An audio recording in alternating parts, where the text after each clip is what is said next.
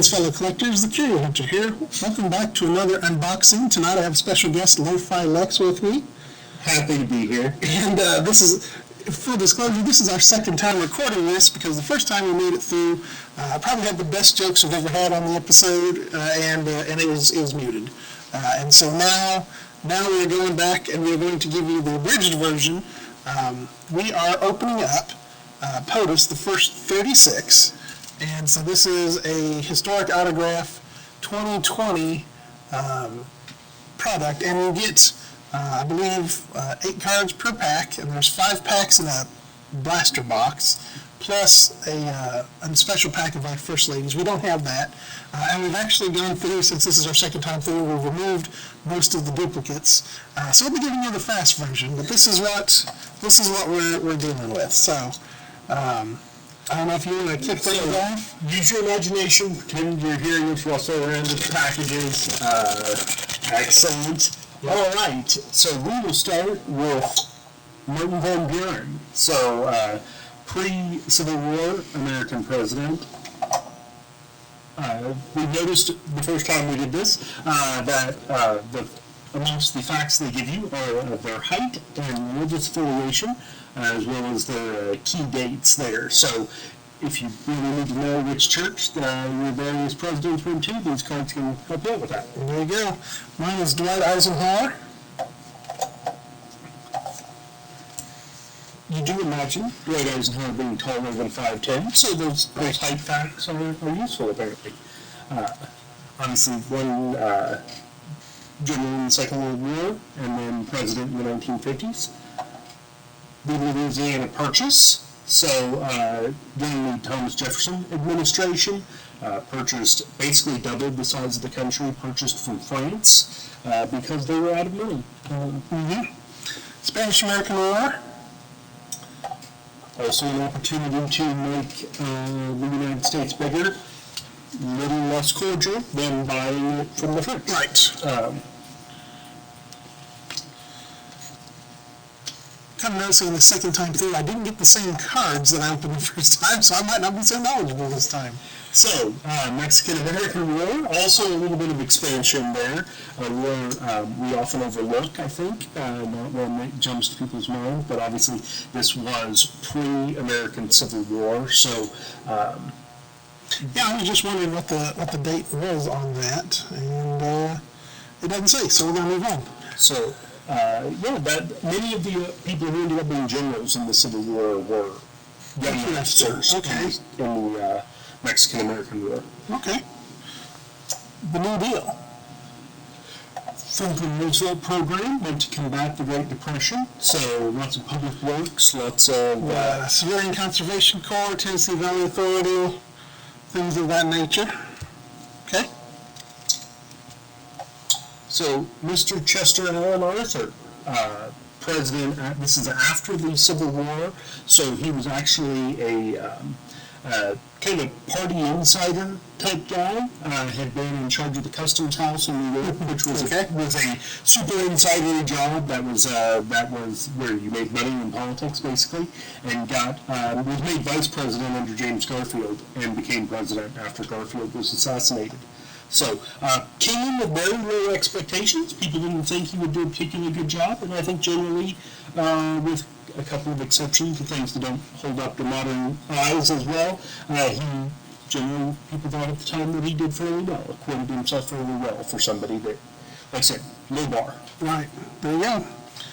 Right, first president born in the United States, and we were just talking about this in the first episode, and that it's not something that you would think of, but because, everybody was transplanted for the first generation or so.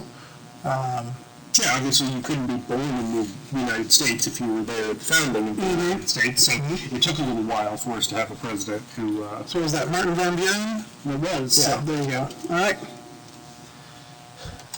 The Purple Heart, the medal given to service members who were wounded in service, so a lot of folks have those around. And we had talked a little bit, and we'll give the abridged version, but that the U.S. had stockpiled a bunch of these, in, I think you had said, in preparation of a Japanese mainland invasion.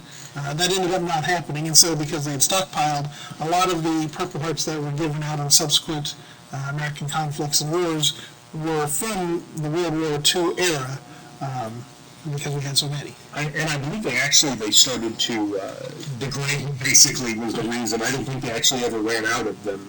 Eventually they were just retired and replaced. Gotcha. So, the Trail of Tears, not a particularly glorious episode in the country's history. Has to do with the expulsion of Native Americans from the southeastern portion of the United States. And it was obviously, as I said, well enough that it ended up being known to history as the Trail of Tears. Mm-hmm. I've got Silent Cow. We're going to try a little bit of a corner here. You were telling me about I guess, so evidently, and I didn't realize this, but Calvin Coolidge, man of few words. Known for being also a vice president who succeeded a president who died in office, so not a dynamic campaigner or anything. Known as a man of few words, that's why he's called Silent Cal. And supposedly, this is I don't know that this is the world's best sort of story, but the story that's often told of him is that he was at a dinner party while he was president with a famous socialite, woman known for her conversational skills, and she bet him she informed him that she had bet that she could get him to say more than 2 words over the course of the entire evening, and he apparently looked at her and said, "You lose," and proceeded to not speak for the rest of the evening. So, yeah, there you go. All right. So, public speaking, obviously an important part of the job, certainly an important part of the job now. Famously, Thomas Jefferson hated public speaking, and it wasn't until the 20th century that States of the Union speeches were actually given as a speech. Prior to that, they were a written report that was given over to Congress. And if you've ever watched a State of the Union address, I think there's room to go back to the written report. There you go. Well, I mean, I think, if I remember right, that the president is usually invited into the House chambers anyway to give her something like that. There's probably a lot of these procedural things or whatever that are just maybe more interesting if you watch like the West Wing and shows like that, you know. Yeah. But, anyway, all right, next up I've got Theodore Roosevelt, one of my favorites.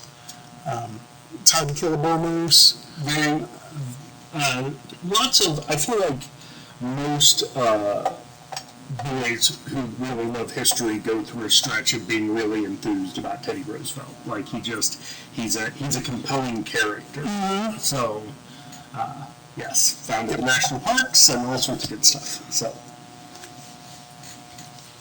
Lyndon Johnson, as I said, very young-looking Lyndon Johnson there. Obviously, he was John Kennedy's vice president, became president after Kennedy's assassination, and then won in 1964. Obviously, very controversial president with the Vietnam War and all that good stuff. Annexation of Hawaii. Controversial episode in American history with the addition of some new territory to the United States, but obviously anytime you add new territory, there were already people living there, and sometimes I have mixed feelings about that. So, not an obscure president. I feel like most people that are going to be watching this channel are going to know Abraham Lincoln. Right. So, hopefully, anyway. All right, Panama Railway. Didn't know much about it the first time. I still don't know much about it, but.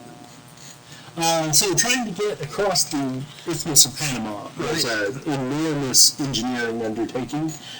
Basically bankrupted France at one point when they tried to do it, and then ended up being a big project of the United States. Sure. So, the first presidential assassination attempt was, this was an attempt on Andrew Jackson's life. Jackson, who had been a general, had famously was kind of from the countryside, was a sort of rough and tumble character. By modern standards, not an old president. By 19th century standards, a very old guy.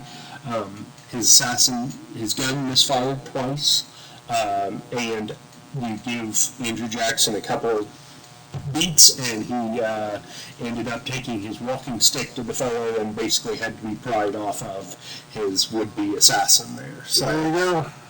don't miss if you come after Andrew Jackson. Got William McKinley. Yes, Right, look at him with his assassin. all the things, but Yes, president immediately before Teddy Roosevelt. So, what's the odds those cards would come out back to back, right? it is a dangerous job. It is. There have not been that many, and many of them have faced difficult situations. So, Thomas Jefferson, third president of the United States. Super interesting guy, sort of contradictory guy in a lot of ways, but very important figure in American history, author of the Declaration of Independence. So, You know, I'm reminded of, going back to the assassination thing, I'm reminded of a clip of Ronald Reagan, and he's giving a talk somewhere, whatever, and a balloon pops, and he just looks up and said, "Miss me," and then goes back and, to the talk he was giving and stuff, but yeah. it is an unusual job. Not many of us get pot shots taken at us, so. So you're talking about Thomas Jefferson, and we mentioned this in our first time through, but the civil presidential race, and how Thomas Jefferson, John Adams, really got into it during that presidential race. And you said it took quite a few years to sort of mend things. And we were actually talking that it was, they both died on the 4th of July, and I think they were both trying to outlive the other one or something, but in any case. It is the other side of the founding fathers, right? We sort of think of them as sort of stuffy, in their wigs and all that. Mm-hmm. But they were quite capable of rough and tumble politics, and lots of journalistic standards were not all they could be, so lots of interesting stories in the press. So, trust busting. Huge political issue in the early 20th century, or late 19th century. This is obviously William Howard Taft, who was the president immediately after Teddy Roosevelt, ended up being the Chief Justice of the Supreme Court, which is something that no other president has ever done, to be both the president and Chief Justice. I didn't realize that. He did not want to be president. He did not like being president. He wanted to be Chief Justice the whole time, and that was, he got his wish. There you go. I have the Teapot Dome scandal. Bad behavior in the Warren Harding administration. Well, that's essentially all Warren Harding was known for at this point, is various kinds of bad behavior in his brief presidency in the early 1920s. Compromise of 1877. This is a kind of forgotten episode in American history, but there was actually an election for president that did go to the House of Representatives to be decided. So this is the provision in the Constitution in the event of a tie. It was a very controversial election in the wake of the Civil War. And so Samuel Tilden was the Democratic candidate, and Rutherford Hayes was the Republican candidate. And if you know all of your presidents, then you'll know that Rutherford Hayes actually got the presidency there, but it was with some limitations and some bargains that had to be struck with the Democrats to make that happen. All right, I've got 6-star general, and that is for George Washington. And I believe, I can't remember what it was, but one of the presidents, when George Washington was commander-in-chief of the Army, I think maybe it was like a 3-star general was the highest that they had, and so he was that. And then later on, we decided that nobody should outrank George Washington. So, because we have had 5-star generals in this country's history, he is a 6-star general. And I believe if we ever were to create a 6-star general, he would be promoted to the next higher level. So, George Washington. Fair enough. Probably earned top rank. Ferdinand Ward. So this is an interesting character from history. Was basically a swindler, with all due respect to the descendants of Mr. Ward. Not a good guy. ran essentially a Ponzi scheme that ended up bankrupting Ulysses Grant. And so Ulysses Grant spent the end of his life basically scrambling around trying to figure out how to earn some money. Ended up writing a book at the behest of Mark Twain. That's actually kind of the origin of the presidents writing memoirs after their time in office. Okay. Is because at the time presidents didn't get a pension, and so he had his own pension from his Civil War service, but he was basically bankrupt, and so this was a way to provide for his family at the end of his life. Makes sense. Andrew Jackson. We've spoken about him before. Just so you know, he was Presbyterian and 6'1", which is really tall, actually. Yeah, for his era. Renovation of the White House. The White House periodically falls to pieces, and presidents get in there, and typically, historically, first ladies were the ones who would then come out and say, this is disgusting and I don't want to live here until we do some renovations. So I believe this is referring to some renovations that were done after the Civil War, but obviously the White House was burned down during the War of 1812, so it needed a little sprucing up after that, and it has periodically needed some work, including adding the Oval Office, which wasn't done until the early 20th century. So no 19th century president ever sat in the Oval Office because it didn't exist. There you go. We've got James Garfield, another one of the unlucky presidents. Was a victim of an assassination, so veteran of the Civil War, was actually kind of in that generation, first generation of political people to have been a private in the Civil War. So he was that era, so had served in the Civil War when he was young. John F. Kennedy, obviously a tragic president from the early 1960s, another one who, had an untimely end, but also had a quite impactful few years in office with the Cuban Missile Crisis and all that good. I'm trying to think, is he our country's youngest president? It depends on how you count. He was the youngest president to ever be elected to the office. Okay. He was a little bit older than Teddy Roosevelt, who became president when William McKinley died. I see. So so if you're looking at when they were elected, it's Kennedy. If it was just when you served in the office, it's Roosevelt. Never straightforward here, but always a twist. All right, I got Harry Truman. We were talking about back to the Purple Hearts and the invasion of the Japanese mainland. Harry Truman, president, authorized the dropping of the atomic bombs, so then an invasion was no longer necessary. Yeah. Became president not knowing that the atomic bombs existed. Okay. Had no idea. Had to be told after he became president that, oh, by the way, we've got this new weapon. The Great Society, programmed by Lyndon Johnson, or during the Johnson administration, meant to combat poverty and all kinds of urban decline and all sorts of good things like that. So that was the very ambitious domestic part of the Lyndon Johnson administration as opposed to the foreign policy side. So gotcha. This is also where Medicare and some of those programs come from. I've got the Cuban Missile Crisis. During the Kennedy administration, the Russians put some missiles on Cuba. Not until after the United States also had some missiles in Turkey, so it was a little bit more than people necessarily thought at the time. But thought of as probably the closest that the Cold War ever came to not being a Cold War. So obviously. And famously was a time when Kennedy had to stay up for many hours in a row, and that's often become the test for when they question the president's physical fitness and their endurance is how would you stand up to a Cuban Missile Crisis. So, this card, as we mentioned earlier, we recorded this show twice. The first time we did this show, I had no idea what this was. And in the interim, since we did it, I did not learn anything about it, so I still don't know. Particularly, as I recall from reading what we wrote on the back of them, that it is something to do with the Fugitive Slave Act and Franklin Pierce, so some of those less well-known presidents immediately before the Civil War.